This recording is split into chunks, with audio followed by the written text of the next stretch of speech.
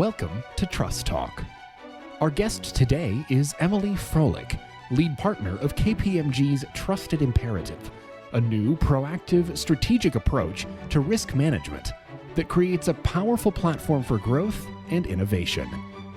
By inspiring trust in customers, investors, employees, suppliers, communities, and regulators, businesses can achieve sustainable advances in performance and efficiency. She talks about the different risks that companies face, including regulation, technology disruption, brand reputation, environmental factors, and cyber risks.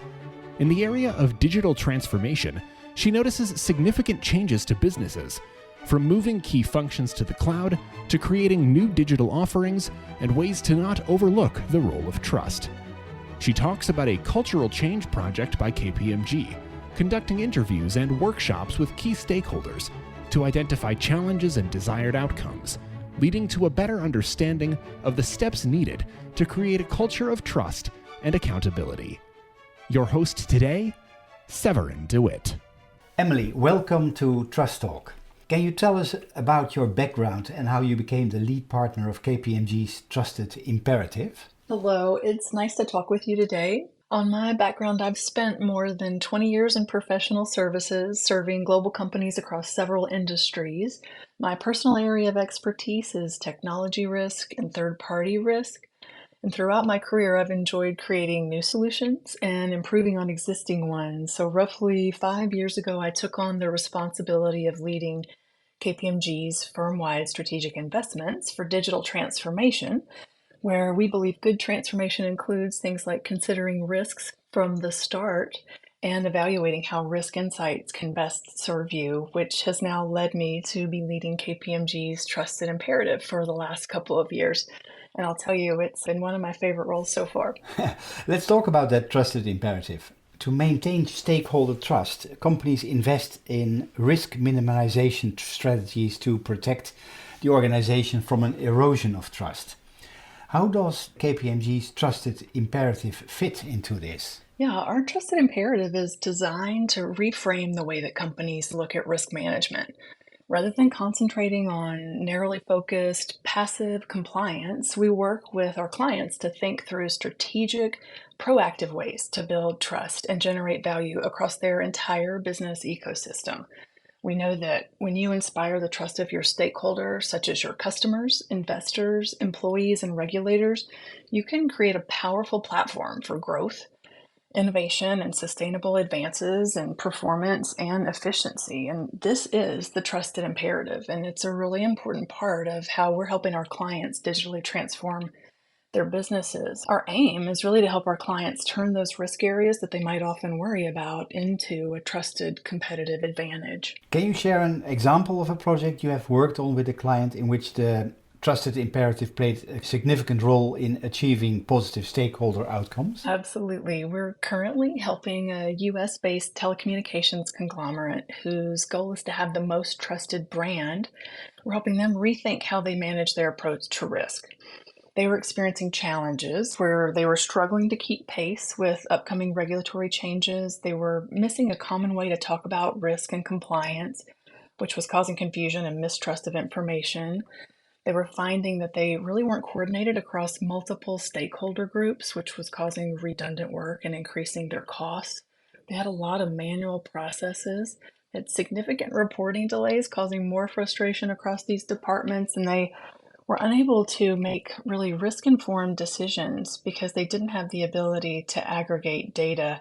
Not to mention, all of their risk-related activities were done on a platform that wasn't the best user experience. So it was just piling on to that frustration for them. And it might sound a little bit like I'm airing this company's dirty laundry, but it's not the case at all. These challenges are really not unique to this organization. We see similar challenges at many, many companies. So to help them address these challenges, we brought together a cross-functional team with risk and compliance expertise combined with our expertise in transformation and our experience with the technology platform that they were installing to help lead this risk transformation initiative.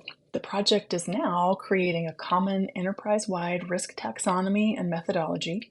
It's using unified workflows across all risk areas, which for them include things like legal, compliance, regulatory, security, focus on their suppliers, ESG, and even tax is involved. And the work is providing dashboards to promote executive insights with near-term aspirations to make this platform mobile. Some of the benefits that they've seen, even right away, right out of the gate, they're seeing reduced cycle time, which is reducing their cost. They're seeing increased stakeholder confidence, and now they've got a more proactive risk management culture.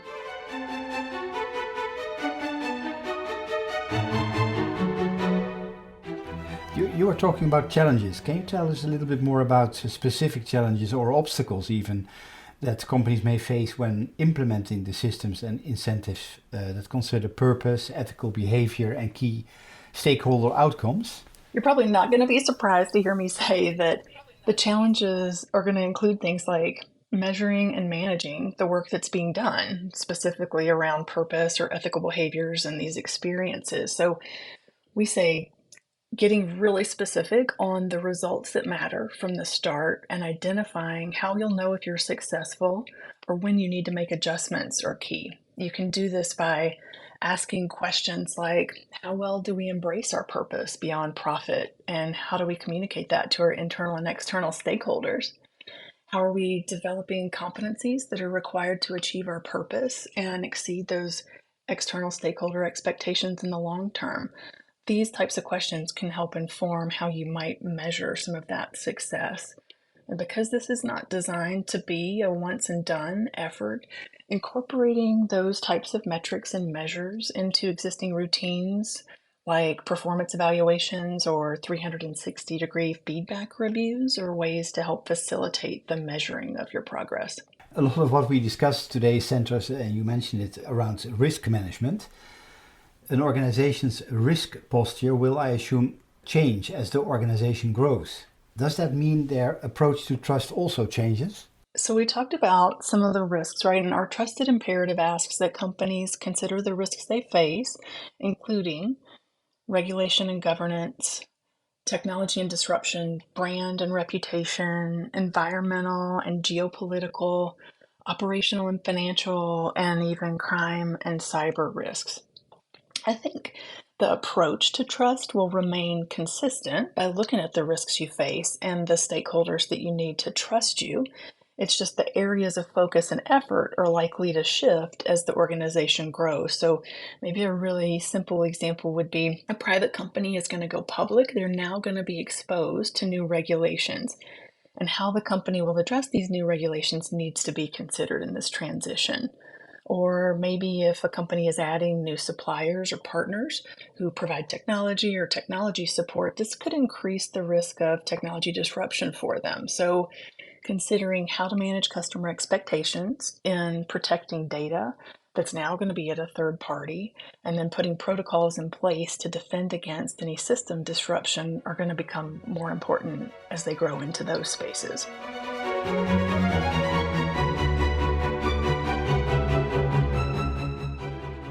What means does KPMG have to help companies to manage risk and build resilience in their trust and reputation? The way we see it, trust is the ultimate business enabler. Most all risk a company faces have the potential to damage reputation. It comes down to really understanding the likelihood, magnitude, and velocity of the potential impact to the business that's going to drive behaviors and actions. Ultimately, it's going to be up to each company to decide what are those actions that are going to best serve them in managing and building resilience. And what do we have in the way of means to help that? KPMG works alongside our clients to help focus on the results that matter to them because we know their business. Our practitioners know how to get the best out of technology, and we understand how to get things done. So oftentimes we'll work through a combination of many services and solutions where we can help these companies go beyond this reactive defense and passive compliance to shift and actively anticipate risks and find opportunities where they can detect potential failures before it's too late. One of the key things, I guess, is for a company to communicate their trust and reputation efforts. How do you help clients to do that? Well, it's imperative that businesses today are creating valuable relationships by sustaining trust through effective communication. It's this communication that helps build and maintain a trustworthy relationship with key stakeholders. So, more and more companies are coming to us asking the question, how can I communicate what I'm doing to maintain trust and share this with my stakeholders? And we're seeing companies issue trust reports and include details, even often posted on their website, where they're indicating what they're doing in key areas like keeping data secure and managing customer privacy.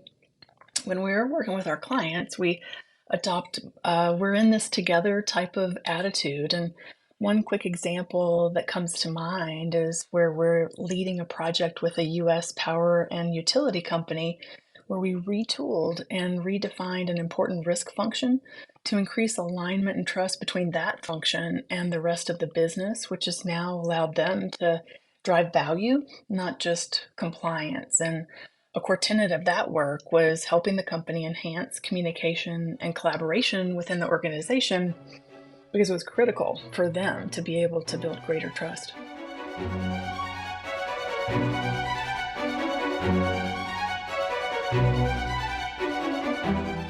In an article you wrote for Fast Company, you refer to the three lenses through which a company should evaluate its actions. The first lens we just talked about, the risk facing the organization. The second lens is the question of who are the stakeholders who need to trust the organization. And the third lens is what value does a company or organization earn? Will addressing trust help to gain new business and new customers? Can you tell us a little bit more about that? So we just went through the risks, that's right. The stakeholders that need to trust the organization include customers, regulators, investors, employees, suppliers or third parties, and even the communities in which the company operates. And our research and the work that we're doing in this space is telling us that when companies consider the risks they face and the stakeholders who need to trust them, they can create value through sustainable growth. They're more confident in their innovation and they find that they can be way more advanced in their performance and efficiency. Let's talk about digital transformation. Can you share with us any specific challenges or obstacles face a company when implementing a strategy for sustaining trust through digital transformation? Also an area near and dear to my heart. And many companies are transforming some part of their business or many parts of their business, whether it be moving key functions to a provider or applying a new technology in the cloud or even creating a new digital offering. And one obstacle I see that companies overlook is taking a look at how can they instill trust from the start of these big initiatives. The focus is often on managing the cost and the timeline of these very sizable and often expensive projects. And while many may focus on a user experience, few are really focused on the risks that we've discussed and that complete stakeholder complement from the start of their project. So often when these risks and stakeholders are addressed as an afterthought or maybe even much later in the timeline, it can create more costly changes or poorly connected add-ons, which minimizes the desired outcome and the potential of the transformation. Another subject is workplace transformation. Can you share an example of a project in which KPMG helped a company to create a culture of trust through workplace transformation and what that entails? Yeah, many companies trying to navigate workplace transformation these days. We've worked with a North American minerals and materials company who identified a need to focus on a culture of trust and accountability. And at the heart of this work was really a desire for an understanding of the types of behaviors needed to uphold their values and business objectives. So during this project, KPMG analyzed organizational data and conducted interviews with key stakeholders within the company to identify current challenges and their desired future state. We leveraged some of our proprietary workshops and focus groups and developed a roadmap that outlined some short-term and long-term actions that needed to take place to create this cultural change. So when we do these types of projects, our focus is really going to be heavily engaging key roles that are required to change behavior to support cultural change. And we use situations or scenarios that are most relevant to those roles. Because there was such heavy engagement throughout this effort, many of the immediate next steps focused on capitalizing on the great outputs and connections from those workshops. Simple things like following up on results, letting participants know the next steps that would take place to address their feedback and concerns with the transformation were really key. We also prioritized things like developing a one pager or a place card that described valuable or valued manager behaviors that were expected, along with some examples. And this gave them something that each layer of management could look back on and keep handy and refer to. We included things like integrating organizational goals into the objective setting process so each employee understands how they can contribute to the bigger picture. As a result, we identified cultural drivers that were working well and opportunities for new drivers to promote these desired behaviors, which gave leaders a better understanding on the immediate steps and actions that they need to take to be sure that they're creating this culture of trust and accountability. Many conversations these days, and I think you referred to it earlier in our conversation, is ESG, environmental, social, and governance activities. How do you help companies to align those activities? I have a couple of examples that come to mind for this. I'm going to go with one of my favorites and tell you a story where KPMG, in collaboration with the Morehouse School of Medicine, undertook a data and analytics driven project to uncover health inequities in certain geographies. And we worked together over 2 years building the National COVID-19 Resiliency Network. KPMG brought our analytics expertise to support the creation of this first of its kind digital platform aimed at helping underrepresented populations get access to healthcare. Some of the work the team performed revealed surprising information where one zip code may have a few pharmacies or few healthcare providers, while in another zip code, just a few miles away, there were a ton of them. Our signals repository gave Morehouse a more proactive manner to know what's going on in the communities that they serve. And I'll tell you, while this platform was designed to focus on COVID, it's really built the groundwork to begin to look beyond this initial health threat for these communities. And I know that this project continues to help Morehouse address the needs of a key stakeholder, which is the communities that they serve. In the KPMG's document, The Trusted Imperative, it states that research suggests that people trust organizations that demonstrate three key characteristics: ability, humanity, and integrity.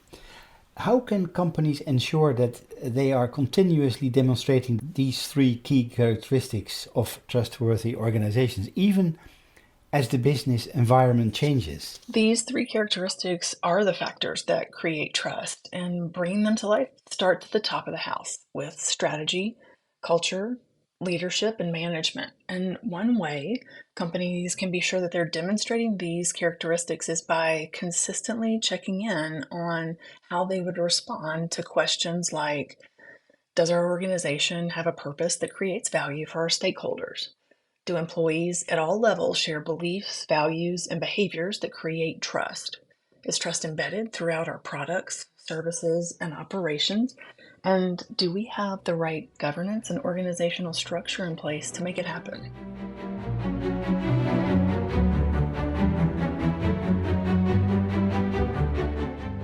I conclude most of my interviews with the same question that I'm also asking you. How do you see the role of the new young generation of consultants to help companies and organizations to build on trustworthiness? And what are their trust challenges? So much potential with this new generation of consultants coming our way. I think that new folks joining us and other organizations can help companies build on trustworthiness by being clear on their purpose. knowing and articulating why they're doing the work they're doing and really understanding how they can create value. Okay, well, that's clear. Thank you very much, Emily, for being available for the Trust Talk podcast. I wish you lots of success in your position at KPMG, and I hope in the future we can talk again and see what developments have occurred in the field of trust. Of course, it's been my pleasure to be with you, and I thank you and the Trust Talk team for the great work that you're doing to amplify the voices of those of us that are really focused on trust. That is, of course, with pleasure, done with pleasure. Thank you for joining us for another episode of Trust Talk. We hope that you found the conversation valuable and informative. At Trust Talk, we believe in the power of trust to create positive change in the world. If you believe in our mission, we would greatly appreciate your support. You can help keep Trust Talk going by making a donation on our website at trusttalk.co/donate.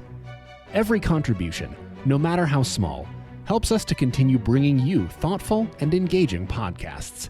Thank you for your support and for listening to Trust Talk. We look forward to meeting you again for future episodes.